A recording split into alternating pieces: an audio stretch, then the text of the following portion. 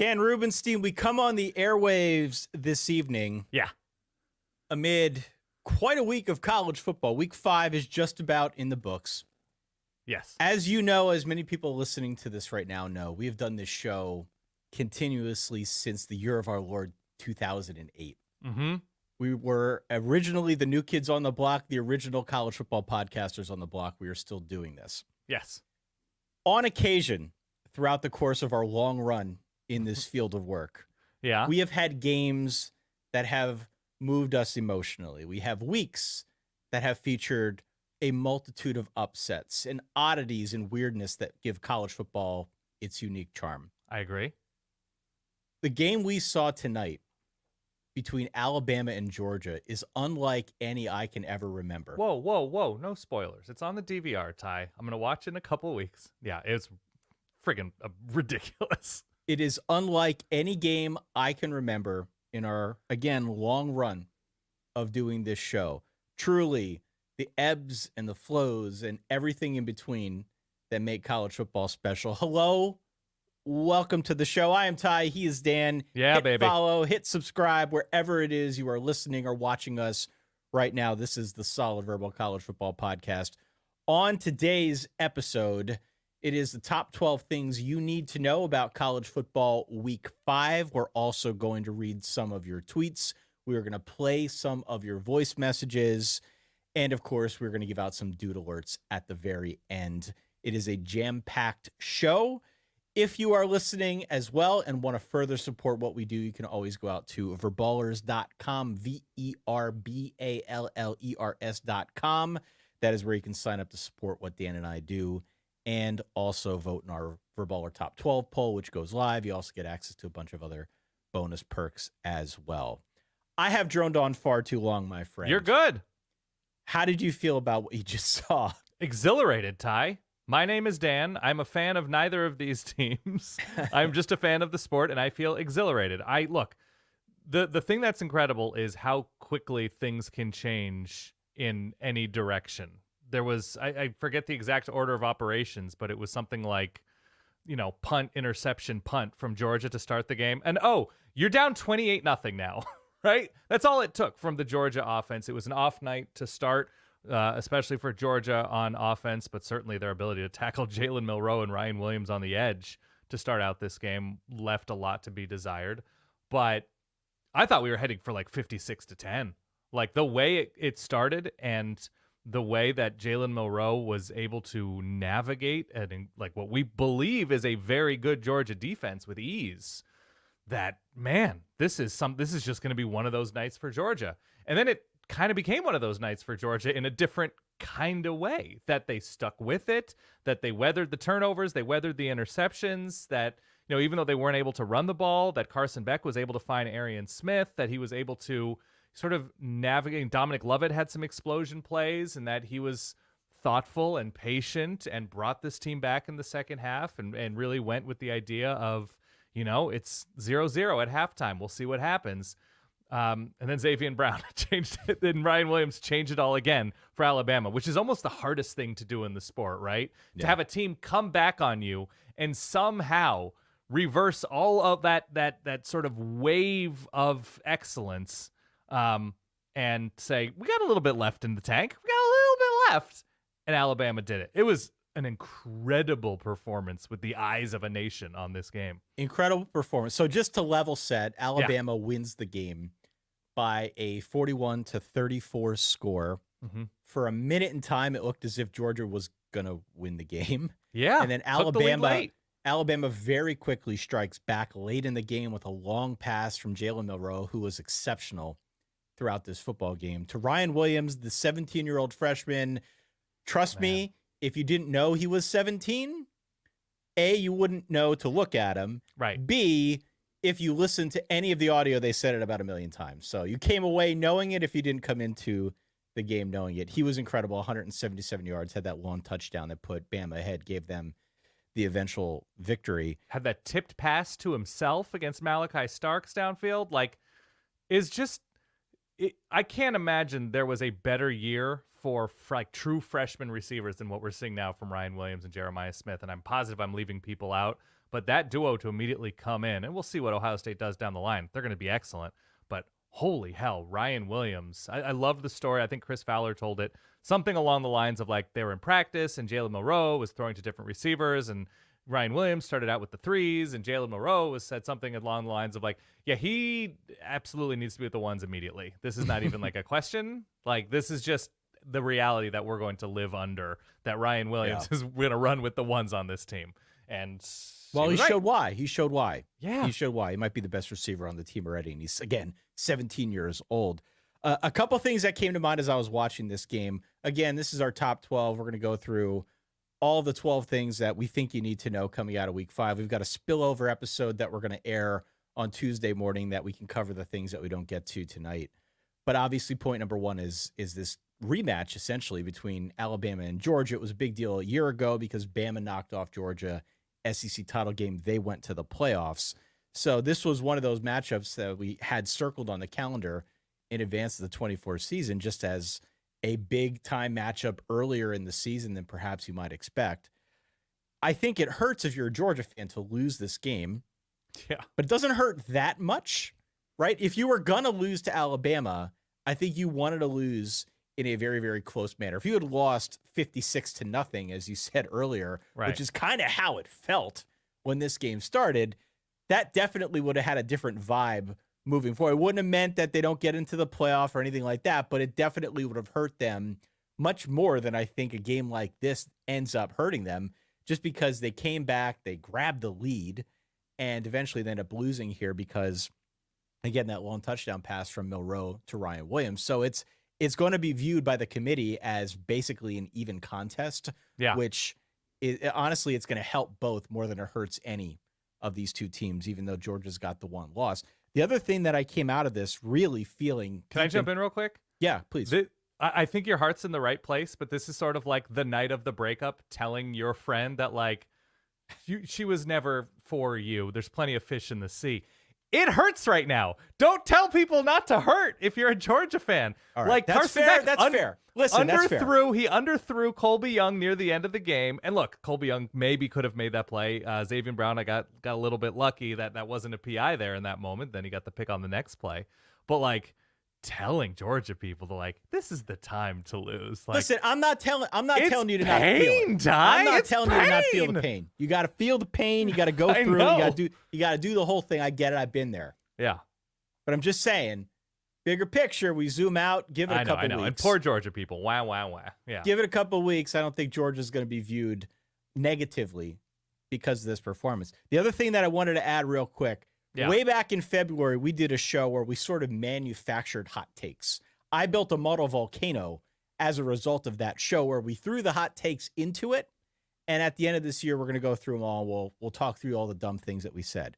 One of the dumb takes that I manufactured was that at the end of the season, Jalen Milroe was not going to be the starting quarterback for Kalen. Oh, I love that take. Right. And it was sort of half joking, but the logic was shut up. The logic was this. Yeah. The logic was Kalen DeBoer doesn't usually have a quarterback like this. The system he runs is more of an air raid, combination pro style air raid, but it's more of an air raid, requires intermediate passing to be very accurate, that type of thing.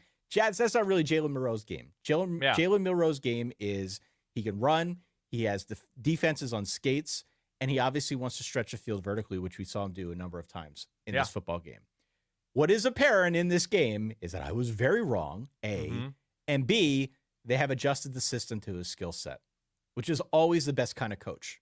To know what you have, to figure out the best way to assemble the pieces around him to support him and make him better. Not only is he going to be the starting quarterback the full way through, he may end up being a first-round draft pick. And on top of it all, just at a minimum, he looks way better than he did a year ago when we were still feeling our way through this thing and just learning the ropes on Jalen Milroe. In this game, he had command. He looked incredible. He started the game something like 11 for 11. It might have been more. I lost track. I kind of blacked out. He looked outstanding in this football game. If he looks this good the full way through, I don't know who's beating Bama with him kind of at that level of performance. Oh, clearly Auburn. It will be one of those years, right?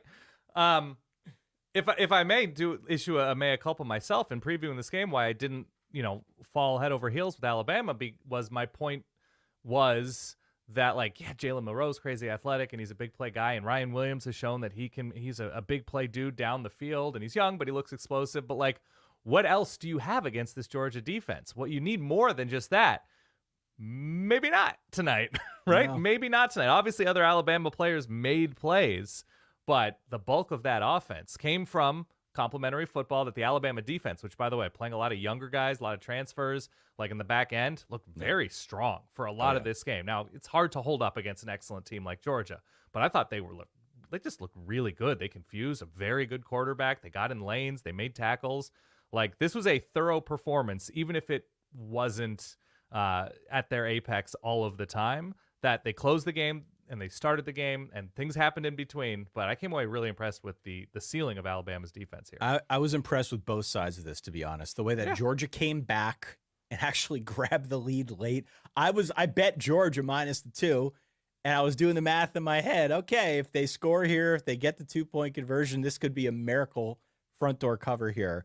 Wasn't meant to be. Apologies to you, Verballerhood, for maybe giving you a bit of a bum steer there. But alas, your final score is 41-34. Alabama wins at home. A very, very big deal. An incredible football game. Obviously, the headliner in week 5. It was going in. It is coming out. And we're going to be talking about this one for a good long time. So congrats to Bama. Congrats to Kalen DeBoer. And to our point a little bit before, I don't know if it was on the Tuesday show or on our bonus Thursday show on Verballers.com, it is kind of nice to know that these two teams are not bulletproof. That as good as Alabama looked early, they showed some vulnerabilities in closing this game out. As good as Georgia seemed to be heading into this season, obviously we saw that vulnerability against Kentucky, who I obviously backed it up, and I'm sure we're going to get into it soon. But that Georgia has that vulnerability to come out crazy flat in a huge game. Not something we've seen all the time in these huge games from Georgia. So I like the human nature of these two programs right now, as good as they are. Georgia was shell-shocked. Yeah, at the start of that game. They were shell-shocked. Everything was incredibly easy for Alabama. And I give Kirby Smart and Carson Beck and just the Georgia defense as a whole a lot of credit for figuring out a path through, figuring out a way to kind of pick themselves back up, especially after halftime, and make this a game at all. There are many teams out there that would have lost by 50 points, but they didn't. They stuck to it. They ended up scoring very quickly later in the game when they had to. And look, they were just a couple passes away from at least sending this one to overtime. So I congratulate both teams. If you're a Georgia fan, apologies. I'm sure it hurts. You've had many wins, so maybe dull some of your pain thinking back to fonder days. 41-34 is your final. You mentioned Kentucky. Let's get to point number 2. Let's. On this college football week number 5, Kentucky upsets Ole Miss 20-17 on the road in Oxford. Yeah. Dan Rubenstein. So first off, one host on this show. Is that where you're going with this? Why don't you take it? Because you were the one just who like I took Kentucky the points. you were the one who picked Kentucky to cover here. I didn't pick this outright. Brad White in the Kentucky defense. It was not a fluke, and he got a lot of flack after last season with the pretty significant dip that this defense took. Yeah. But with even the South Carolina game notwithstanding, what they did against Georgia, what they did against Ole Miss in not just their own offense possessing the ball, sustaining drives, but getting the Ole Miss offense the hell off the field, getting off the field on third downs and confusing Jackson Dart, turning Jackson Dart sort of one note into like heaving it downfield and hoping for the best. And he did connect with Trey Harris a good amount, but they really deterred Ole Miss, it seemed, from going to the run at all. And maybe that was a play calling miscue from Ole Miss as well. And in sort of concert, that Ole Miss was not a balanced offense like we've seen thus far this season. Kentucky and Brock Vandagriff on that huge fourth down throw. Like, it almost seemed like they learned some lessons from the Georgia game to take more chances in these big moments. Like, you only live once. And Kentucky was like, you know what? Screw it. We lost without scoring touchdowns in our first 2 SEC games. Like, what more do we have to lose at this point? YOLO, baby. YOLO. And as sort of uneven as Brock Vandagriff has been this year as Kentucky's quarterback, making the huge throws that he did, getting the lucky bounce when Gavin Wimsatt, was running it into the end zone and the ball popped out and recovered. Like, Dane Key looks kind of incredible Dane right Key now. had a drop issue last year. And is I don't know. He has completely redeemed himself. Looks like an all SEC caliber receiver. He looks really good. He looks really good. Yeah. That, it's one of those things where, like, what did we say this year? Like, let's extend some grace. You're not who you are in week 2. Maybe you're going to be close to what you are in week 5, 6, 7, whatever. And if your starting point is this Kentucky defense, again, with the lumps they took against South Carolina, of course, as part of the story, man, Kentucky, to what they did in Oxford was one of the most incredible accomplishments of the year thus far, considering where they've come from. So great for Kentucky. That defense is locked down. The defense they were is very harassing Jackson Dart. This was their biggest road win since 1977 when they went on the road and beat number 4 Penn State Nittany Lions. Yeah, high school graduation year for you. Of course. Yeah. This is very much on brand for Kentucky. Yeah. To ugly a game up. And I guess it shouldn't be a surprise to see them do it against Ole Miss since they just did it a few weeks ago against Georgia. But still, I feel like in the moments thereafter, 13-12, they lost that game to Georgia. The inkling was to just sort of pan that game, to write it off and say, well, we know Kentucky usually has a good defense, but Georgia played a bad game. Right. I think we could now definitively say that the reason they had a bad game was because of the Kentucky defense. Right. Because Ole Miss in the first 4 weeks of the season, that offense looked like the friggin' Death Star. If Kentucky can do this to them on the road, it's fair to ask the question. It's fair to wonder, can they also do it against Tennessee? Can they also do it against Texas? They've got some heavy hitters that are still on this schedule. It is not an easy road the rest of the way. We probably need to upgrade how we view this team within the context of the SEC, within the context of the 2024 season. That is not to say they're winning the conference. But at a minimum, the fact that they could do this now to 2 teams with certifiably good offenses is meaningful. Yeah. So good on them. A hell of a win. As I said, their best road win since 1977. 20-17 was the final score. The other thing I would add on the Ole Miss side, sort of peak frustration. Oh, yeah. For Ole Miss, like in a vacuum, absolutely a winnable game. They had plenty of chances in this game. It was there for missed them. A field goal late. Yep. Bigger picture, this is exactly the kind of game that makes you wonder if this program has actually hit a ceiling. Because, as you know, this has been one of those popular narratives around Ole Miss. It's one of those things that comes up every time people start talking up, would Lane Kiffin leave Ole Miss to go to Florida, to go to somewhere else? And they say often, other people, not necessarily us, often say, well, it's a program that's capped out. And you could only go so far at Ole Miss. It would be better to go elsewhere where they have better resources and a better system around it. And if he actually wants to win something, he needs to go out. He needs to go outside of Oxford in order to do it. And I understand if you're an Ole Miss fan, hearing that would make you defensive. These are the types of demoralizing, dispiriting games that make you wonder, oh, is that actually true? Right. It's losses like this in a year like this where it felt like so much was going Ole Miss's way via the portal, via the schedule, which set up pretty well, still sets up pretty well for them. The season is still in front of them. Okay, this is not to say it's over. We know there's a new playoff system in effect now. They could easily still be one of the top 12 teams, but this is one of those games that I think, unfortunately, if you're an Ole Miss fan, makes you question the very integrity and the beams that are holding this program up.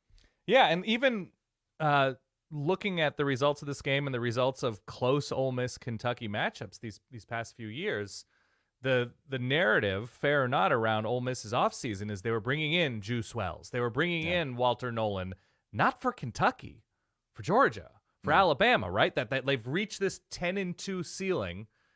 Who are the playmakers we need to add to get above where we've been? And playing Kentucky at home, all due respect to Kentucky, this has not been an impressive Kentucky offense. This has not been. No. And look, Kentucky's defense was the winner of this game. It was 20-17 was the final. You Ole Miss to 17 points. That's the star of the game. But by the way, subplot here, Lenora Sellers maybe is just that guy because he's the only one who can do this against Kentucky's defense. This a lot of money on that portal, and rightfully so, right? If your goals are winning a national championship, you got to spend. You got to spend. The other subplot that I noticed, and I mentioned to you, does Jackson Dart have a little bit of a frosted mullet thing going on? It does seem like there is something. There's a Tony the Tiger frostedness to the Jackson Dart experience. But I mean, he's always, taken pride in his unique appearance with the makeup and everything. Yeah. Jackson Dart, I think Luke Altmaier. We're working on a nice little pantheon of quarterback hair this year. Definitely. Which we'll continue to discuss. Make sure you hit follow or subscribe. Mm-hmm. Big win for Kentucky, right? Kudos. 20-17. They get the dub on the road. Point number 3, the freaking Miami game. What happened in this Miami game?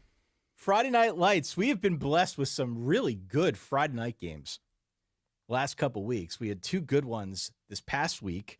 Obviously, the Miami game, which we're going to talk about now, Rutgers ended up winning. That one came down to a potential game-tying field goal that didn't go through. But the obvious headliner was this Miami game. So here is the deal. Here is what transpired. Miami scores a touchdown with about 2 minutes left to take the lead. Virginia Tech goes into its 2-minute offense, which frankly showed very little urgency, and I'll talk about it in a little bit. Yeah. One of those deals truly where you're yelling at the TV. Okay. Game comes down to a Hail Mary. They burnt through a bunch of time that they didn't have to burn through because they didn't know how to manage it. Throw the Hail Mary. I thought it was a complete pass to DeQuan Felton. Okay. What did you think watching this? I couldn't see anything, Ty. My initial thought was that's a complete pass. Then they showed the video replay review. Yeah. It did go to review. And what the ACC said after reversing the call was, quote, during the review process of the last play of the Virginia Tech at Miami game, it was determined that the loose ball was touched by a Miami player while he was out of bounds, which makes it an incomplete pass and immediately ends the play. It was extremely difficult. Even when they zoomed way the hell in to figure out, did somebody catch the ball? Was anybody out of bounds? Was the ball controlled for any period of time that would constitute possession? Yeah. And therefore a game-winning touchdown. I was surprised, first off, that they would rule it a touchdown on the field and not just sort of be like, we need to go and look at this because we have no idea what happened. Yeah. And then B, the fact that they did rule it a touchdown on the field means they need conclusive evidence via the replay in order to overturn it. Yeah. The fact that anybody saw anything conclusive in that replay to me was mind-boggling. Yes. Because it was we saw it about as close as the referees did, and probably on higher resolution screens than the referees did in the moment. And I could not make heads or tails of it. I really couldn't. Long story short, Miami survives at home. The final score was 38-34. They escape with a win. It's a tough loss for Virginia Tech, but this was one of the dramatic moments that everybody's been talking about for the last 24 hours or so. And certainly one of those deals that we're going to talk about for weeks to come here, all dating back to week 5 on that Friday night game. Yeah, I couldn't make heads or tails of it. When the play happened live, I was like, something happened. There's a mess of arms and legs and jerseys, and I have no idea what happened. And it seemed like the ref in the end zone was confused for a long time. Then a Miami player ran out of the morass of people with the ball. With the ball. Yep, the LED lights in the stadium start flashing, and Miami people start running onto the field. And then there's an announcement that, no, the game's not over. And the ref says it was ruled a touchdown on the field. I think that's the order. That's exactly if I remember correctly. That's exactly what happened. And then you watch the 3 or 4 replay angles, and you kind of see somebody come down with the ball. You kind of see the ball wobble. You can't really tell when the ball's wobbling or if the guy is on top of another guy who's out of bounds when he actually controls the ball and if his feet were ever down first. You can't see anything. And so somehow the ref makes that call that it's a touchdown to his eyes in person, in the moment. And then they look at the replay and decide no. And they're showing the replay center in North Carolina, wherever it is, in Charlotte. And they're watching the same clips we are. They're not watching special angles. You can see it. And they show the replay camera angles. And everybody's watching the same stuff. You, me, the replay officials, whoever, people in Anchorage, everybody's, got the same stuff. And they overturn it, which just never should have been called a touchdown on the field. Like, I feel like they got to the right results the wrong way, if that makes any sense. And so I don't know why you have this process in place. I don't agree with how everything transpired, but I don't know how you can call that a touchdown. So it was a wild game even without that, right? The blown up fake field goal that Virginia Tech attempted. You mentioned the clock management near the end of the game, that they weren't playing with more urgency. Dan. I would probably be fit to be tied if I were a Tech fan. Same thing happened with Michigan, by the way, against Minnesota. Yeah, at the end of the game, for sure. Snapping it. If I were a Tech fan, again, much like the game we just discussed with the Ole Miss loss, this was another one. If you're a Tech fan, it was there. Oh my God, they ran all over Miami. It was there for them. They ran all over Miami. They got but the in picks, the end, the turnovers. Yeah, the 2-minute offense is really bad. It has no urgency, and at times, as they're trying to drive the field to win the game, it kind of felt like they didn't have a clue what was going on. So I don't know if that's a practice thing. I don't know if that's a personnel thing or a coaching thing, but something there is broken, and that would drive me crazy. Secondly, the coaching decisions weren't great, notably that fake field goal that you mentioned. And the kicker was Nails. He was nailing kicks, and all they would have needed was a field goal, right? If he they kicked had made a 57-yarder earlier in the game, right? Which, again, that could be its own podcast as how these guys are making field goals like this all of a sudden. But toe roids. That notwithstanding, the fact that they made that call when they made that call to go fake field goal felt like it was more emotional than logical, right? Which is not what you want. And then it was like, I think, bigger picture, just this realization that this is a team that ran the ball super well in this game, that got itself in a position to win this game, that could have been up more in this game and just sort of iced the lead. And yet here we are again, where Virginia Tech finds itself in another close game that they're going to lose. Yeah. This team should be better than this. And right now it's 2-3. Probably a fringe bowl team if you look at their schedule. Everybody was high on Virginia Tech coming into this year. I think on the back of the schedule, if nothing more. The talent at the end of last season seemed like it was progressing and moving forward. Bringing back a ton, yeah. They brought back a ton. Returning production was all. There was a lot to build on and feel good about. The fact that we're here now with Virginia Tech is one of those things. It's not quite a full Florida State at this point, not even close to it. No. But it's at least in the same vein of being, I think, a very, very shocking outcome through the first month of the season.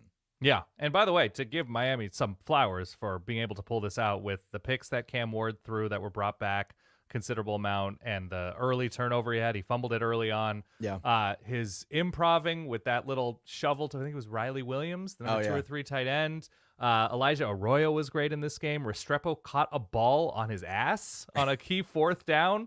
Like, Miami made plays when it needed to make plays. I think their right tackle, like, swept somebody via... I don't know if that was the unsportsmanlike conduct, but he got beat on a play and threw his legs up to try and block somebody. Yeah. It was effort from Miami to win this game. There is a duality to both Cam Ward and the Miami Hurricanes this year. Because the highs of Cam Ward are Heisman caliber. Yeah. And he had, 400 total yards, 5 total touchdowns in this game. The lows are the 2 picks he threw, which honestly looked like the kind of picks I've been throwing in college football 25. Yeah. Playing with Cam Ward. Setting an edge, the Miami defense setting an edge against the run, pretty low.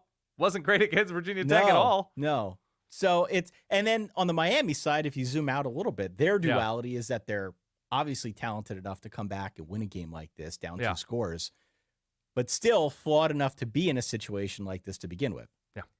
And that is what they're fighting against. That is sort of, I think, the overarching narrative about Miami when we talk about, are they getting the swagger back? Can they get back to the mountaintop and be what they once were and all that? You got to make sure you win these games. Now, they did win this game. Winning's better than losing, Ty. They did win this game. Yeah. But after, again, being incredible the first couple weeks of the season, playing a game like this at home, maybe not against a bad team by any stretch, but showing this level of vulnerability does make you question what they're going to do moving forward. Yeah, well, who would have thought winning big games under Mario Cristobal would be very taxing emotionally and stressful and not something you want to go through again. Continue. Point number 4. Please. Penn State 21, Illinois 7. It's a nice win. How much this game, if any, did you watch? A good amount on and off. right? There was the Georgia-Alabama game happening. There was a bunch of stuff happening. I kept going back to Cincinnati, Texas Tech, and that shootout. It was a lot of fun stuff happening tonight. This was an incredibly lopsided game in favor of Penn State. Yeah. It was a game controlled by Penn State's defense, by Penn State's rushing attack. They had 2 missed kicks from Sanders Sahadic, who is local to my area. And so I've been rooting for him to do well, but he had a kicking issue last season and got yanked. And my hunch is that it's about to be one of those deals where he's gone for good. Yeah. Probably toast after missing 2 more field goals and almost missing an extra point a little bit later on in this football game as well. So I felt like Penn State had a pretty good handle on this one, but Illinois, again, remained on brand. Illinois, much like Kentucky, right, likes to ugly up a game, likes to slow a game down, likes to make you uncomfortable and put you in weird situations and keep it close enough that maybe they're within striking distance. And for a good chunk of this game, that's exactly what they were. Yeah. Very much in striking distance in terms of the I've been on score. dates like that, by the way, Ty. Just make somebody uncomfortable. Right. Slow it down. Listen. Control the tempo. Okay, Yeah. Settle. Continue.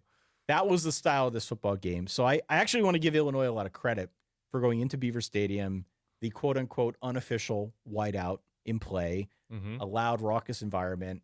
Not Got a the great numbers look. on the helmets, Ty. Numbers on the helmets. I love that look for Penn It's a State. nice look. Love that look for Penn State.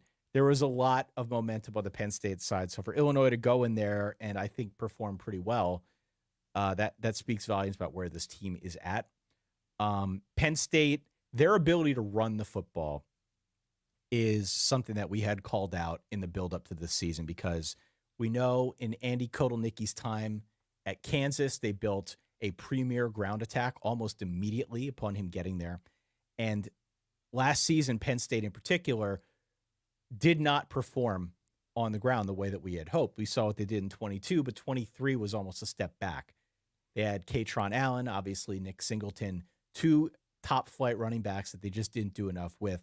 It seemed, if this game's any indication, it seems as if they're going to lean heavily on those 2 guys to move the needle on offense, hopefully to open up the passing game. I like that strategy if it's something that they continue to do. I also like the fact they're getting creative. They're using Ty Warren, their tight end, as like a wildcat quarterback. Right. Putting him into positions where he almost doesn't have a position. They're just utilizing his skill set. They're finding creative ways to move this offense, and I think it's getting better. Curious to see what it looks like now moving forward, but a nice win for Penn State at home against a ranked opponent in Illinois. It doesn't always got to be pretty. No. But a win's a win, and you'll take it. You always take it. Now Penn State has survived Brett Bielema and Heisman Harry, right? Harold Fannin. Nobody feels good after playing him. Texas A&M doesn't feel good. ODU most certainly does not feel good. I think Harold Fannin put up another like $180 tonight. Yeah. But yeah, Penn State chugs on undefeated. Good for them. 0.5 is the Notre Dame game, 31-24. Notre Dame beats Louisville. By the way, 0.4.5 is Dylan Gabriel just threw one of the ugliest pick sixes of anybody that anybody will ever throw. Oregon was about to score a touchdown to go up 35-3 at the half against UCLA, and he got flushed out of the pocket and threw it directly, like to a UCLA player 5 yards from him with no Oregon player nearby. He pulled a Peyton Thorne. It was truly, the guy slipped. The Oregon guy slipped. Still, horrific. Continue. Point number 5, Notre Dame beat Louisville, 31-24. This game was weird, man. This is a weird game. It was a rainy day in South Bend. There were 3 fumbles within the first 8 minutes. I was counting them out on Twitter. Eventually, I stopped at 5. I don't think there were any more, but a lot of mistakes, a couple turnovers apiece for both Louisville and Notre Dame. Notre Dame was able to, I think, get more out of Riley Leonard. He hit some downfield early. He hit some downfield early. I think I need to readjust what my expectations are for him, because if your hope is that Riley Leonard is going to step into this thing, as it was for me, he's going to step in and suddenly he's going to be throwing for 250 a game. That's just not what they're going to do with him. It's clear they're not going to do that. They're going to use his legs. They're going to use their own rushing attack more in hopes of then opening some stuff up down the field, play action and RPO stuff, getting guys to the edge, getting guys in space, stuff like that. They were able to open up some of those routes up the middle, down the seam, longer throws for Riley Leonard than we have seen this season. It's good to see him doing more of that. Yeah. I am still not convinced that they have fixed, quote unquote, fixed Riley Leonard. I think they're still relying a little bit too much on the quarterback run. I don't know what games on the schedule remain for Notre Dame, maybe outside USC, that can put that truly to the test and put Notre Dame in uncomfortable situations where they have to veer from that game plan. Right. So that works to their advantage. This was really the biggest remaining obstacle on the schedule, barring another Northern Illinois situation, of course. So this may not be something that we truly see be exploited by an opponent until Notre Dame gets to a bowl or some version of the postseason, whether it's playoff or otherwise. Right. Yeah, it's never good when this was a Peacock game, right? That Don't there was start. Just don't start with the Peacock. No, thing. no, I'm just That's- saying this is not the broadcast. This is more like that the broadcast put up a graphic about like notable Riley Leonard accomplishments in his Notre Dame career, and it was like only the third quarterback to have 6 rushing touchdowns in September, and you're like, well, he's a quarterback, and we're talking about not throwing early on. Yeah. So no, good for him, because right after that, I think he was successful. Was it Jaden Greathouse who he connected with downfield? Yeah, had a nice throw to Jaden Greathouse. I mean, look, you can do a lot worse than hitting a wide open receiver for a long touchdown. Yeah. And so there were plenty of instances in this game where there were guys that were wide open. That is set up by the quarterback run. That is set up by what they were doing on the ground, some of the side-to-side stuff. You pull them apart side to side, then you stretch the field when you've got seams to work with. And so they've done that now for 2 consecutive weeks, and it was good to see him do it against Louisville. I actually thought Tyler Shuck looked pretty good for the most part. He had a couple picks in this game. Yeah. But by and large, the fact that he's out there, that he's healthy, he made some incredible throws. And I'm curious. It was a great throw to Ja'Cory Brooks late, right, to bring it within really good one throw. score. Yeah, really good throw. Shot. I thought, all things considered, Tyler Shuck looked pretty good. He was, under attack for a good chunk of this game as well.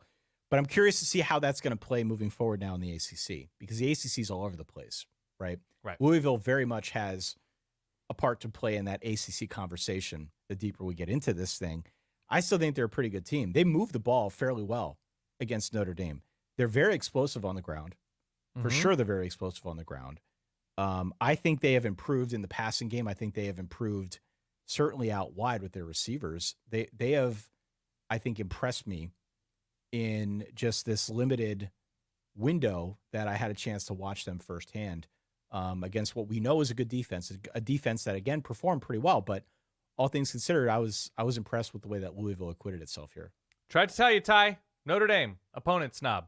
Play down to, play up to the moment. I think I said it first. Yeah. I don't disagree with you. Yeah.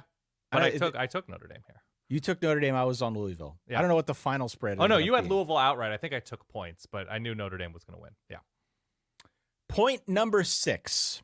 Yes, please. I am titling this one, Who's the Boss? Angela. Is Who's the boss? From Who's the Boss? Yeah. Who is the Big 12 boss?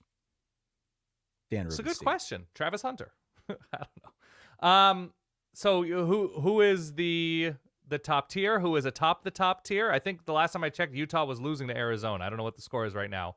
It's no Cam Rising tonight. We'll get to that. We'll get. Don't. I know. blow But I'm up just our saying spot. Utah has to be in that conversation, pending what happens as we record this show. Of course. Who's the boss right now? Colorado with a nice road win that I did not see coming in this specific manner. I knew that they were going to be able to move the ball against Ted Roof, because who among us has not? We'll get to Colorado too. I know. I'm We'll just get to talking Colorado. out loud. I'm working through it out loud. Yes. This is part of why I'm asking it now. I don't know if I'm crazy about BYU, but winning is better than losing. And in consecutive weeks, they've beaten a good defense in Baylor, what we think is a good defense, and a quality team in Kansas State.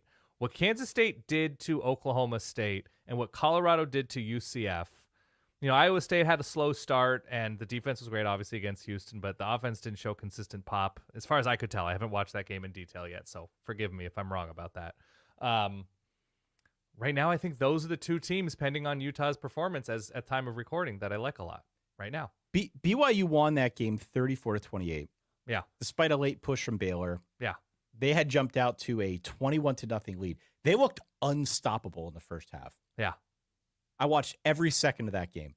Unfreaking stoppable in the first half. Everything they did worked. Your boy Jake Retzlaff. He's do everything. Yeah. He looked like Tom Brady.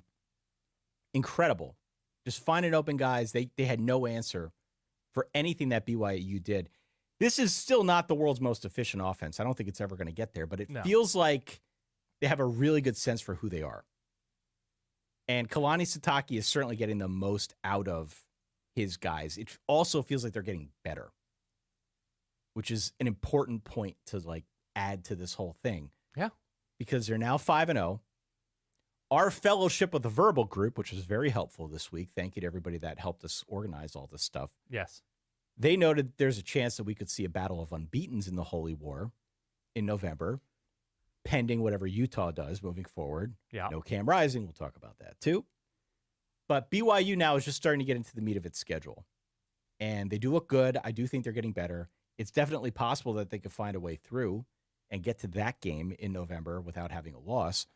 But they need to prove that they can not only get up on teams, but hold leads. They almost yacked this one away. Got to run the ball with more than our guy Jake, right? They almost yacked this one away. Yeah. And let me, if I could, take a positive spin on Baylor for a second, because I think a lot of Baylor fans are down pretty bad. And if you go to like coacheshotseat.com and websites that track where our coaches at, Dave Aranda's pretty hot on that list. It's not been great for Aranda the last year and a half now, but this defense only allowed 3 points after halftime. Yeah. They worked their way back into a position where they actually had a shot to win, despite having no running game and putting in a backup quarterback who I think at this point should probably be the starter. Sorry, Robertson. He's got game. He's good. I mean, he's got picks. Everybody had picks today. But it's been a very sloppy Saturday. Yeah. He's got game. They built the plane out of him, and it seems like the team responds to him. I agree. This is a young team. It's a flawed team. The fact that they did not give up, despite being down 21-0 early, usually that is a sign of a team that's going to get better. They're young, they're flawed, but they're not giving up. And more importantly, they got back to a point where they were within striking distance.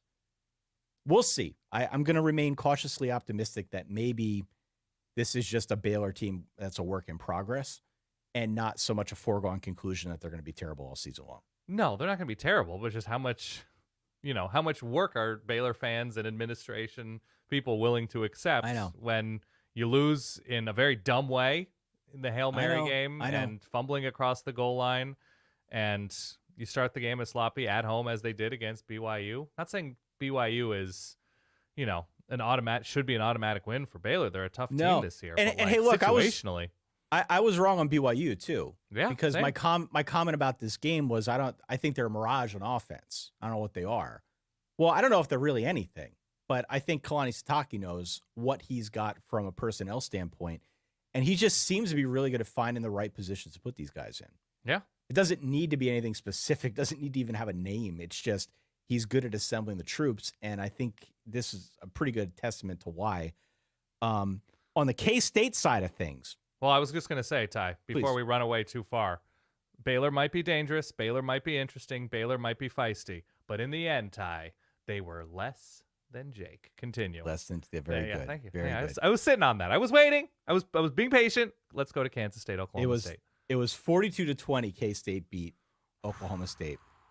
This was the version of Avery Johnson that gives you the warm fuzzies. After like the first couple drives, yes. This was the version. He had 5 touchdowns, total touchdowns. Got to see the best of him through the air and on the ground. He is a blur when he runs. He is super fast and a real problem to try and defend. You combine that with DJ Giddens, who had an incredible game on the ground. Yeah. K-State rushed for about 300 as a team. This is the kind of offense that Chris Kleiman wants to play. And the reason now that I'm almost inclined to put K-State back atop this conversation, totally separate from whatever goes on with Utah. I don't know what their deal is because we're recording as they are playing. But K-State could run this exact offense the next 6 games, and no one's going to stop it. They could do the exact same thing. Who do they have? I could read it off to you if you want me to. I got to pull it up. But I have it. They could do this the next 6 games before they get to their final matchup against Iowa State in the Farmageddon game. At Colorado's going to be tough. But Could they run on Colorado, though? they should be able to. At West Virginia, feisty, but they can do this. Kansas has been a very disappointing team. Houston has shown a little bit of fight, but no offense to speak of, and so that's going to put their defense it's going to hang them out to dry. ASU, I'm not there. Cincinnati, Iowa State. Iowa State's going to be extremely tough. Iowa State's the one. But all the other ones, those other 6 games that you listed, Yeah. they could run this version of that offense where they just pound it on the ground and be really, really effective. So I think we need to reassess where we're at with Kansas State. We also need to reassess the Oklahoma State thing. We've been kind of warning about this now for a few weeks running, but they still can't run the damn ball, Dan. No, they can't run. Ollie Gordon had 72 yards in the first quarter. It looked like they were finally going to get him going. Yeah, he finally showed something. Yeah, he finished with 76 yards. Yeah. Okay. So once K-State made some adjustments, it was clear that they had shifted their focus. They found a way to bottle up that run. And again, they were another team that were trying to put it all on Alan Bowman. And I'm glad Alan Bowman's good and healthy out there. He's in his 7th year. He's got a ton of game experience at this point. Yeah. I just don't think he's good enough to lift Oklahoma State. And it showed in this game. In this game. And unfortunately, DeJon Stribling in a losing effort went for like $160 and is one of the best 2 or 3 receivers in this conference, without a doubt. Yeah, I guess that's the only question with K-State on the K-State side. If I am a Wildcat fan, if I'm yelling EMAW at everybody, Winter Wonder, who is that guy that you are going to go to down 4? Who is that receiver? Because that was like the end of the Will Howard era too. It was just like, he needs guys. And I think Avery Johnson obviously can offer something with his legs that even though Will Howard was quite athletic and could spring big runs, Avery Johnson's a different animal with the ball. He is. I mean, they roll him out a lot, and he's got a lot of grass constantly. He makes a lot of very sound decisions and about like when to run and when to throw. His throwing isn't great, which is why he's running more and more, but it got better today. It did. And that's nice to see. But I don't, they just don't have pop at receiver like I'd love to see from a contender right now. Chris Kleiman talked a little bit about the week of practice. They all talk about the week of practice and how guys look good in the week of practice. But best week we've had. Yeah, he did say almost verbatim that about Avery Johnson, that earlier in the week he went something like 33 of 35 in practice. It was the best he's seen of him. Sure. And he did look better throwing the football in this game. Still has some lumps. He's never going to be a perfect passer, but he should be one of the passers in this sport that has, if the offense is constructed properly, because defenses have to respect his legs so much. Ty, it's my dream for people to respect my legs like the way defenses should be respecting Avery Johnson's legs. So he should be, whether it's in the RPO game, whether it's in play action, whether it's rolling him out, that he's going to put a lot of people in conflict, and we should see more big plays from this K-State offense. I was super impressed by the K-State performance. Yeah. And after losing to BYU, I wasn't sure where to put it, but now BYU with a nice win against Baylor. I don't know if we have much choice, especially now that Oklahoma State lost again. I kind of feel like, Utah aside, we just by default have to put K-State and BYU atop kind of our own personal power rankings for this conference. Down 13-3, Utah is right now to Arizona, middle, late-ish, third quarter. Point number 7. Yeah. No Matthew Sluka, but no problem. No issue. UNLV destroyed. Where is my sound? Guess who just got murdered? Destroyed Fresno State 59-14. Man. With Haj Malik Williams, their backup quarterback, now the starting quarterback, who came over from the Campbell Fighting Camels, Dan. Yep. 301 in total yardage, 4 total touchdowns. At one point, they led this game 31-0. Yeah, it was immediate. This was a flash fry, an incredible showing after what I can only imagine was a very, very distracting week. Now, we did see some of the, you always see this, but for whatever it's worth to you, in the immediate aftermath of the Sluka thing, we did see a lot of supportive social media postings from other UNLV players that were excited Haj Malik Williams is going to be the quarterback. Yes. Right? They seemed very supportive of that. Nobody was really hanging their head. There's always one of two ways that these things can go. There is the season's going to bottom out now because we lost one of, if not our best player, or they're going to go full varsity blues on it and just win to spite him. Yeah. They won to spite him. They won to spite Matthew Sluka. And I just kept thinking while I was watching parts of this game, no wonder they didn't pay him. Save the money for this guy because this guy looked really good and was playing in arguably one of the biggest games of the season. So not only did he put to bed a lot of the questions I think we had about UNLV and can they operate their offense without Matthew Sluka. This is not to say Fresno has a lockdown defense, mind you. Right. Okay, that was a problem last year. I still think it's a problem this year, but nonetheless, a really positive performance. We do have to start asking the question now because we're through week 5. Is UNLV the best G5 team? Are they the best G5 They're in that team? handful of conversation. At the moment, Boise State is up a couple touchdowns on Wazoo. I think it's 31-17. Ashton Genty running wild as expected.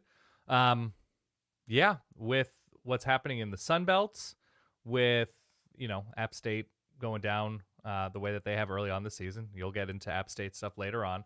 But, at the moment, they're looking real strong. I mean, the defensive performance against what I assumed was going to be a pretty good Fresno State offense. I don't know how beat up they are or anything. I don't know the context around it in this moment, but that is quite the statement.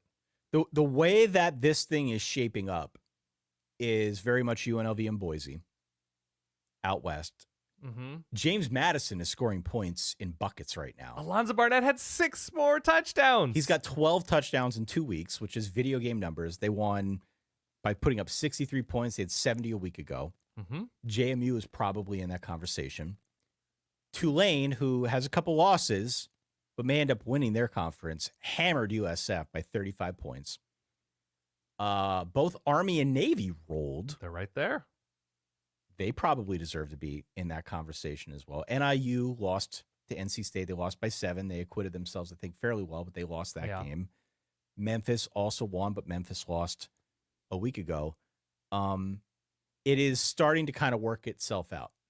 And I am very curious to see where this conversation is at like 2 to 3 weeks from now.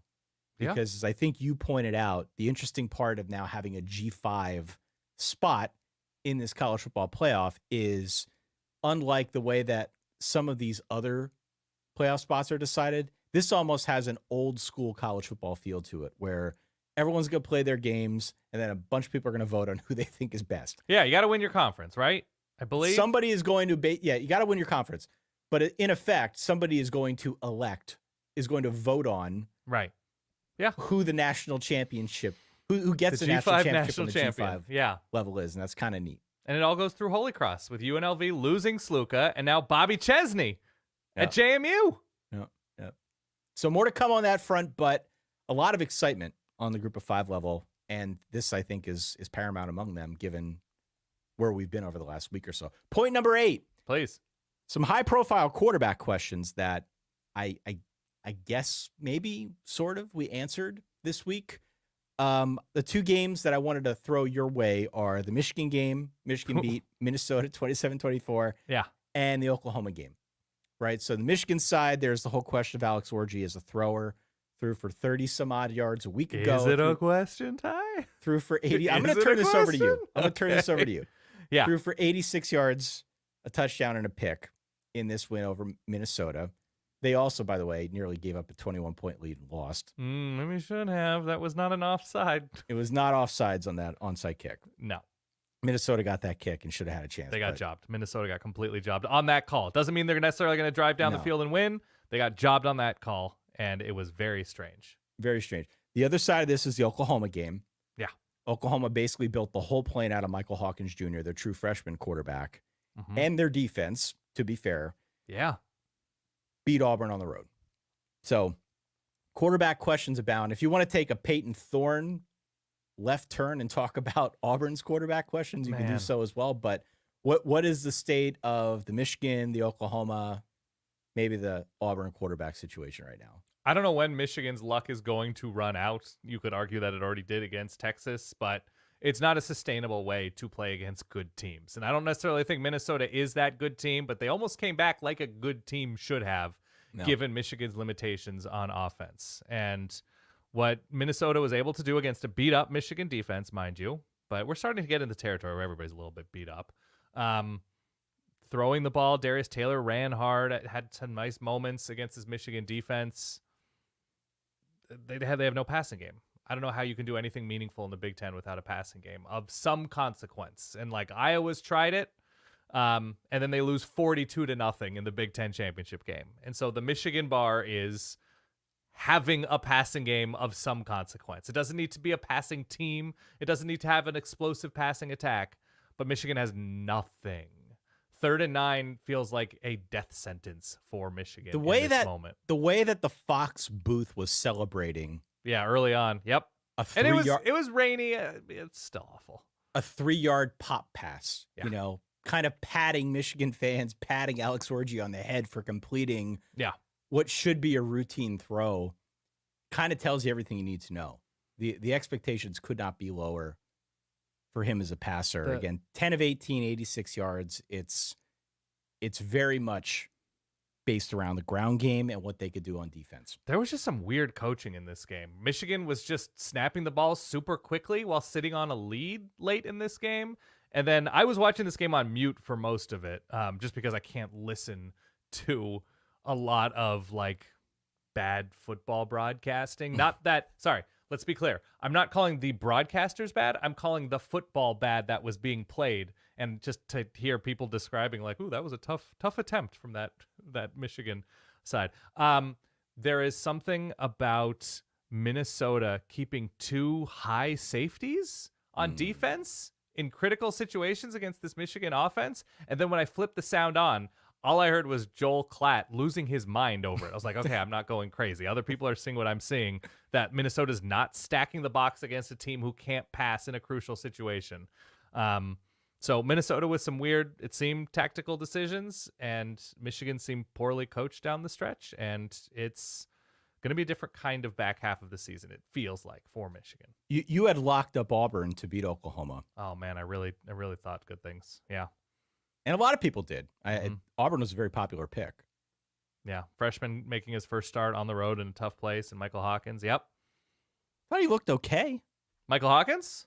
Yeah. Yeah. I mean, all things considered, being thrust into that moment, figured that he wouldn't be starting this year unless Jackson Arnold got hurt. Jackson Arnold didn't get hurt, at least to any consequence, and he's thrust into the starting role for Oklahoma football, which is a huge deal as a true freshman. Sure. And to come in and run like he did, to complete the passes he did, somewhat downfield, against an Auburn team that was looking to scratch and claw its way back to respectability and made plays. It looked like Auburn was positioning themselves nicely. And then Peyton Thorne threw a brutal interception. It's still a bad offense on both sides of this. I agree. If we're being clear. Combined, these teams were 6 of 25 on 3rd downs. This was not any kind of offensive juggernaut of a game. But Oklahoma basically came back and won this game. Scored 17 points in the 4th quarter. They were able to force some mistakes on the Auburn side. More importantly, Michael Hawkins did turn the ball over at all. It's huge. On the road, tough place to play. Not turning the ball over is a big deal. So we'll see if he continues to mature as quarterback. It seems like it's going to be his now. They won the game. They've got a bye, and then they've got Texas. And then after Texas, by the way, still on the schedule, as you know, because we've talked about this brutal schedule that they've got.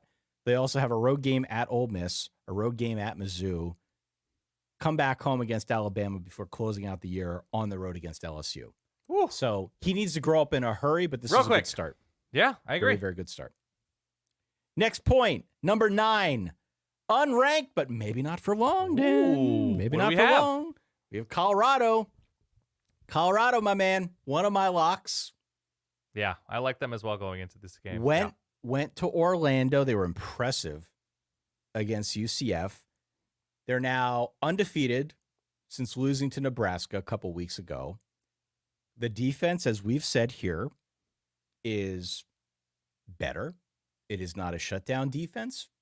It is maybe still a below average defense, but even that is a serious improvement for this team, which has no real running game to speak of, but does have Shedeur Sanders and a pretty good passing attack. They made plays on the ground tonight. They made did. some plays on the ground. I'm not going to pretend, though, that this is an offense built They're not around led the ground. by it. It's not a balanced offense. Their strength is not the ground, but they did take a step forward tonight. So the combination of having a defense that I think is better, of having one of, if not the best quarterbacks in college football in Shedeur, Okay. having a pretty good receiver room, and also having Travis Hunter Mm-hmm. is a pretty good combination that got one loss now through 5 weeks of the season.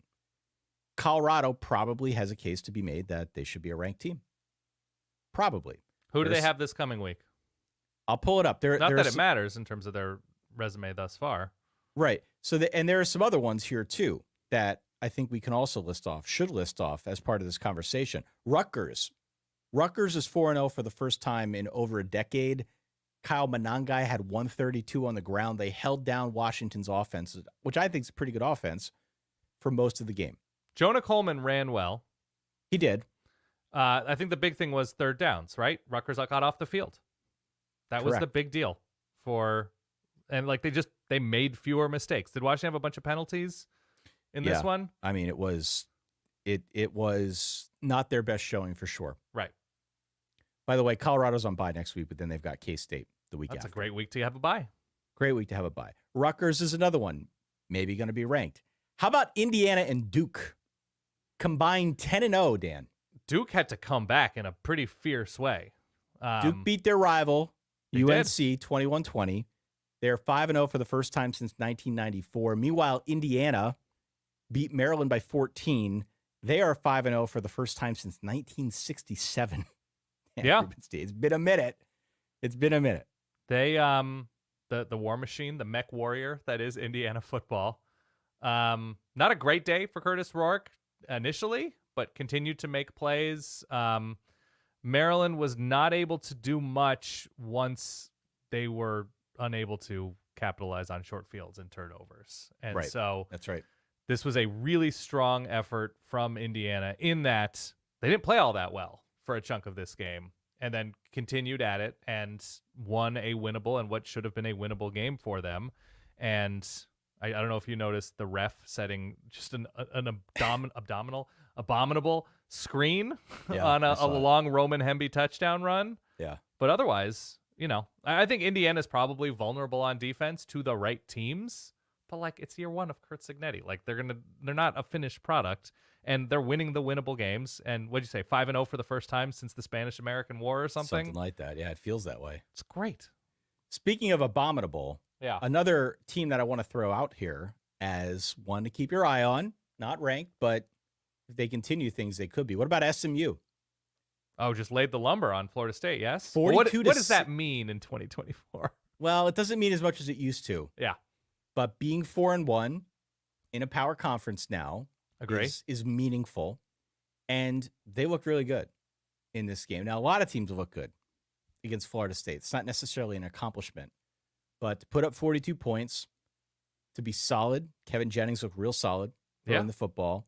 Defensively, do what they did to Florida State. They forced a bunch of turnovers. DJU had 3 picks in this game. Again, that's not necessarily a unique thing in the year of our Lord 2024. However, 12 of 30 throwing the football, 2 touchdowns, 3 picks for DJU is certainly not a good look. Florida State's 1-4, but SMU being 4-1 is certainly something to keep your eye on, especially given the fact that you look at the schedule and it's not bad. Undefeated in power conference play. Undefeated in power conference play. They're on the road next week against Louisville, which, depending on the way polls That'll break, be fun. could actually end up being the only matchup between ranked opponents in week 6. Okay. But after that, it's Stanford, it's Duke, it's Pitt, it's Boston College, it's Virginia, it's Cal. It's a lot of teams, frankly, that I don't know if we're all that confident in any of them at this point. So just something to keep your eye on. Since making that quarterback change, it seems as if they have turned over a new leaf here and have definitely played more meaningful and football. your confidence may be justified. It took a hit to start out the year, but if you were playing the long game, Ty, maybe SMU has something here. Final 3 points. Yeah. You wanted to talk about USC coming back. Yeah, that was a real ugly start. There were like muffed punts. It was an interception. Wisconsin randomly connected on like a 63-yard touchdown pass, which like I rewound on YouTube TV to make sure I was awake and just fully paying attention to reality. It all went away for Wisconsin in the second half, and USC. By the way, just again a USC side by here. Jacoby Lane's real good. Oh, yeah. Jacoby Lane has turned 10 into catches? a really nice go-to receiver for the Trojans. 10 catches for 105 and 2 touchdowns in this game. In a letdown spot for USC after the Michigan game. They just look sloppy early on. I mentioned, the interception from Miller Moss, the muffed. It was a weird like Zachariah Branch, I think was the guy. Excuse me if I got it wrong, but he thought he touched it, but he didn't touch it, and then he chased it, and another guy chased it and knocked it, and Wisconsin recovered it and had a short field. It was 21-10 Wisconsin. The final score was 38-21. I believe USC had a pick six to close things out. A really impressive win for USC. A game maybe they don't win, last couple of seasons, but the defense tightened up in a huge way against Braden Locke in Wisconsin, and I think firmly established themselves as a dangerous Big Ten team. Whatever that means in this moment, I don't know, but a really impressive win. Yeah, and I would say among other dangerous Big Ten teams, some of which we didn't get to here, Ohio State won by 31. They did. On Didn't the have road this. Against Michigan State. Now, they looked really, really solid. It shouldn't really surprise anybody that they did. 2 touchdowns for Jeremiah Smith, 1 on the ground, a nice one-handed catch on the right side of the end zone earlier in the game. Yeah. So he obviously is as good as advertised. Aiden Childs wasn't bad in this game. It was just they were overmatched by they couldn't an do Ohio anything State on the team ground. that's much, much better, of course. The other team that I wanted to call out here, Please, if I could very quickly, Nebraska had a really rough go of things. Oh, man. I was so happy I did not watch this first half. I was monitoring, and I was like, you know what?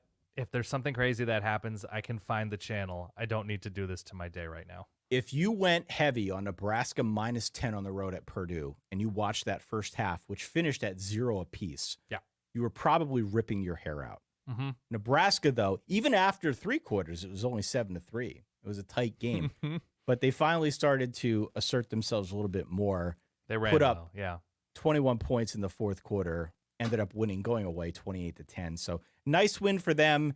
This is not me making any kind of statements like Nebraska could or should be ranked or is going to be playing for anything of real merit. But to have 4 wins at this point, I think to feel good about where they're at, to just go on the road as a 10-point favorite to cover the point spread, in its own right, I think is meaningful with a true freshman quarterback. So good on them. I agree. The other 2 and final points here that we want to make before we get to your tweets and your messages and our dude alerts. There is the question of Cam Rising, Dan. We're going to make this a weekly segment now. Where is Cam Rising? Where in the world is Cam on Rising? Where is he? On. Where is he? He's healing, Ty. He's always healing. He's got the massage gun. He's got an ice pack. He's got a splint somewhere. I hope he's okay. He's fun to watch. I hope he plays soon. Is he going to play soon? Because I hope he does. This year has already notes of last year where it was like, oh, he's going to be ready to go. Mm-hmm. Don't worry, right? The guys in Utah radio is talking him up. He's healthy. He's going to be good. Mm-hmm. He's working. He's got pads on now. Never hear hide nor hair from this guy. No, it was Isaac Wilson again. Last I checked, it was 13-3. This is going to be great for people listening in a day or two. These live updates for Utah, Arizona. But nonetheless, Ty, I like to be informed. 16-10 Arizona in the fourth quarter right now. Isaac Wilson doing okay, but yuck on the whole here. Yep. Hope Cam Rising can get healthy, but where in the world is he? He's still hurt, allegedly. Yep. And then the final thing I wanted to call out here was just send a shout out, send our thoughts to people who were affected by this storm, this hurricane. Oh man, Helene, awful. The awful images stuff, I've seen. man. Yeah, awful stuff. There were a couple FCS games that were canceled. The only game of consequence for us in what we cover that was affected was the Liberty App State game, which was because Boone, North Carolina, was underwater. It's underwater. It's awful. It's catastrophic flooding. So I feel bad for everybody down there. I know a lot of folks that listen in this. We have a lot of folks that listen in that part of the country. So we hope if you were affected that you're okay, that none of your belongings took on too much damage, that everybody that you know and love is safe. Yeah. That's They're scary just stuff, things. and you hate to see those pictures. Obviously, when you see genuinely terrible stuff like this, not the right move to play the football game. You can't play the football game. I think No. everybody was in agreement there. The kicker, though, is that they're not going to reschedule it. No. They're not going to reschedule it, which is a bummer from a football standpoint, because this is one of those G5 games that many people were most looking forward to seeing. Caden Salter, Liberty's quarterback, responded to the news that the game was not being rescheduled by posting a duck emoji on Instagram, implying that, App State was ducking them. Yep. And then Quentin Cooley also posted an Instagram story saying that App State was scared to play him. So let me just say this, guys. Yeah. They're children. Be careful what you say. They are kids. They are kids. Yeah. And sometimes a little self-awareness goes a long way. Sometimes it takes a while to learn that self-awareness. So I agree. I don't want to be too mean.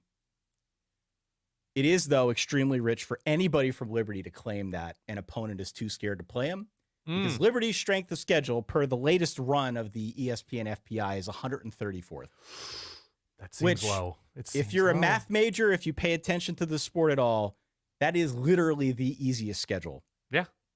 In college football. At least App State is scheduling Clemson. Liberty's scheduled like the Clem's barbecue intramural team. That's what we're looking at with this schedule. Okay. So I get where they're coming from. I understand everybody's disappointed, but a little self-awareness sometimes goes a long way. This has been a horrible thing. Yeah. It sucks that the game's not going to be played, but if you're going to make statements like this about anybody being scared of anybody, look in the mirror a little bit. It's not their fault that their ADs didn't schedule anybody. I get it. I understand the disappointment. I'm disappointed too, but yeah. I saw that and it's like, you know what? I got to say something about it. Yeah. Got to say something about it because this is a very easy schedule. They could go undefeated against this easily, and they still might not be considered for that playoff spot. There's still a chance that they might not be considered for that playoff spot because of their strength of schedule. Great. Good by me. That's all I have to say about that.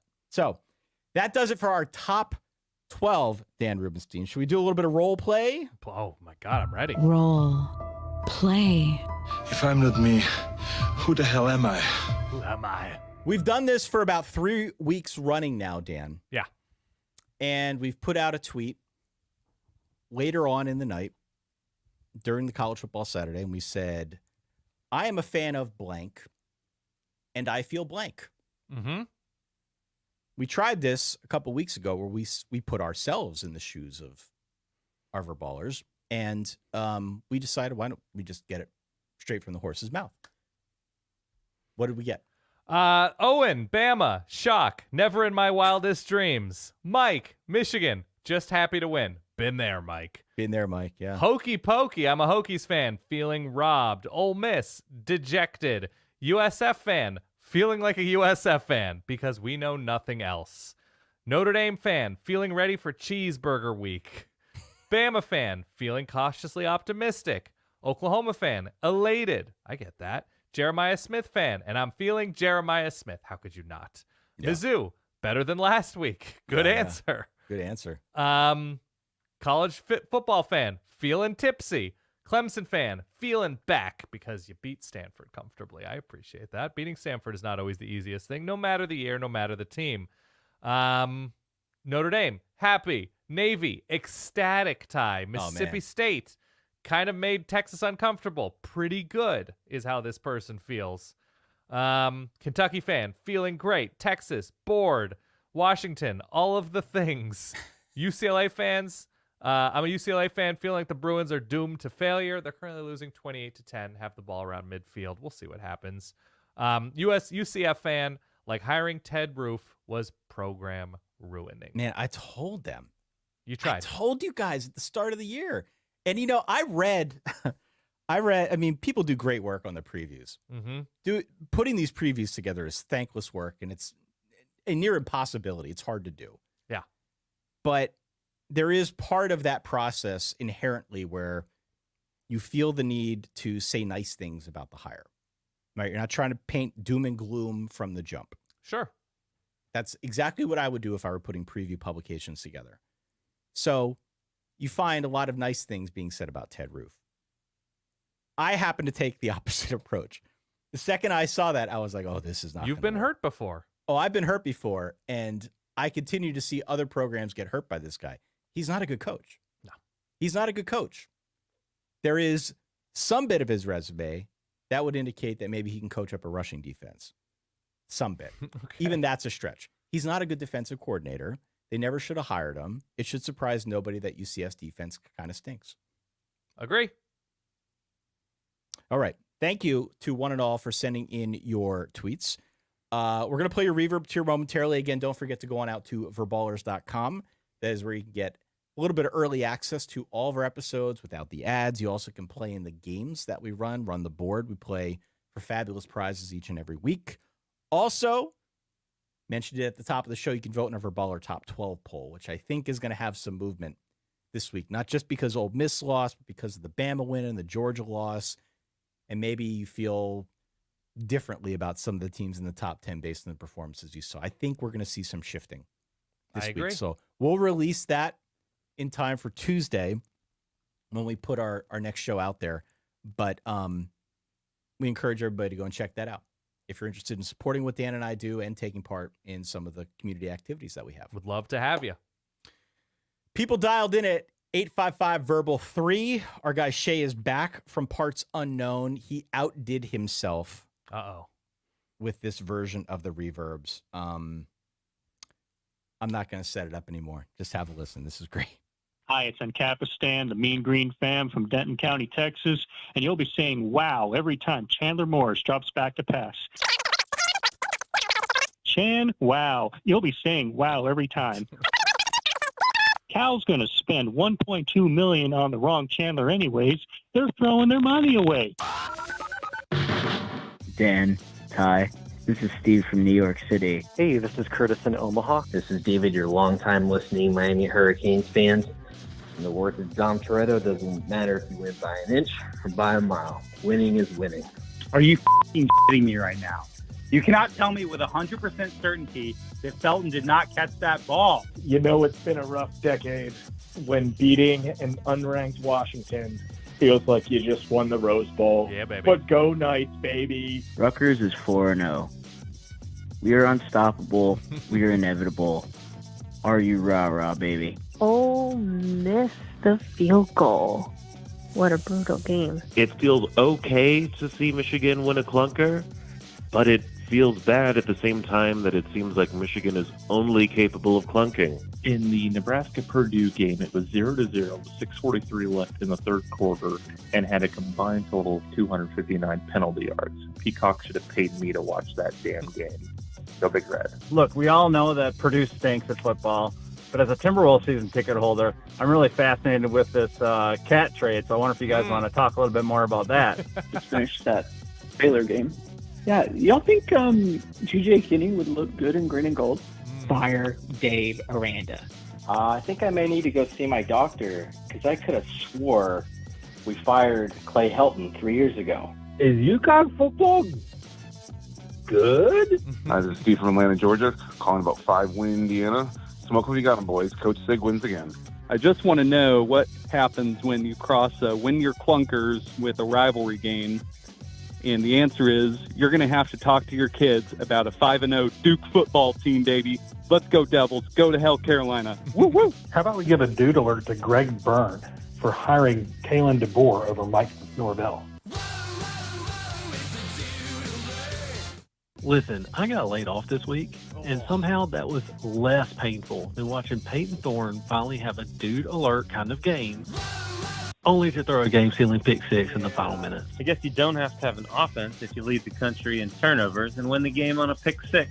Boomer Sooner. Just got back from watching my Horns get their first SEC win, but most importantly, survived their first savage, disgusting Horns down. Checking in from Orlando. The hurricane didn't even hit Orlando, but yet the roof was leaking worse than it was before. Hello, I am calling from the past, where Alabama is up 3 touchdowns on the number 2 team in the nation. I am sure this will not age poorly. Hey, this is Hurtin' Hokies again. You asked for someone to call about the Alabama game, so I'll just give you one of each so you can cut in whichever one makes sense. Oh my God, I can't believe Alabama blew that huge lead. Or, great job, Alabama, holding on even when Georgia came thundering back. BYU feels like one of those teams this year where they might be 9-0, and we're all still wondering, are we good? Vampire Cougs just glisten in the sunlight. You better hold on tight, Spider Monkey. Nice. Beautiful. Beautiful. Well, hey, UConn did win 47-3. So good on them. Knocked off Buffalo. Yeah. And apologies to our Verballer who lost his job. I hope he's doing okay. Yeah, we'll all bounce back. We'll all bounce back after week 5. Without further ado, Dan, Shay tipped it off a little bit there with dude alerts. Yeah, I'm ready. We have a number of names here. Let's go through the best performances of week 5. Who do you got for me tonight? I have you listing the edge for Boston College and their win over Western Kentucky, I believe. Donovan Ezeraku. Okay. Yeah. 12 tackles, 9 solo, 3 sacks, forced fumble to set up the Eagles' go-ahead score. Avery Johnson in his rebound game. Demond Claiborne, the running back for Wake Forest, who seems like an absolute warrior coming back after injury. Ryan Williams, obviously Alabama. Abdul Carter was everywhere for Penn State and harassing Illinois.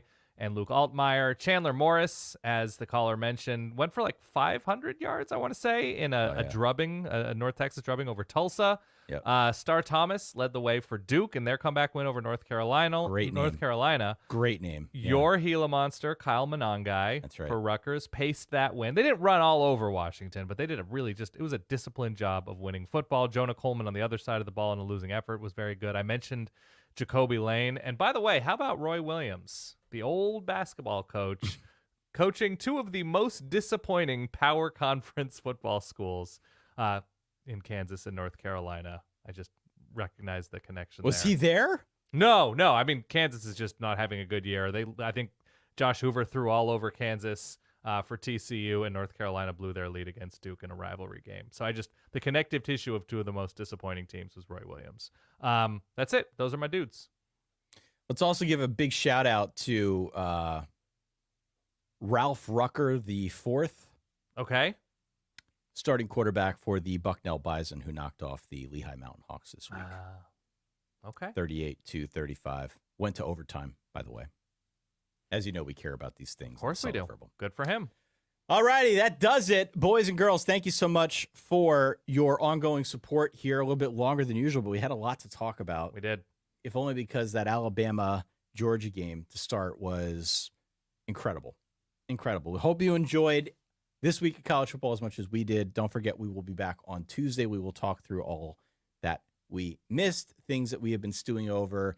If you're a Verballer at verballers.com, we will also make a post to get some of your feedback and build in one of those little mini games as we've been doing as part of our Tuesday episode. So thank you, one. Thank you all. We appreciate your support. If you've been watching and staying up late with us here this evening as well. Let's all get some rest. We'll come back stronger tomorrow. We'll do it all over again this week. Sound good, Dan? Can't wait. Love it. For that guy over there, Dan Rubenstein, for myself, Ty Hildebrand. Thank you again for downloading, for listening, for supporting, for being with us here through College Football Week 5. We will talk to y'all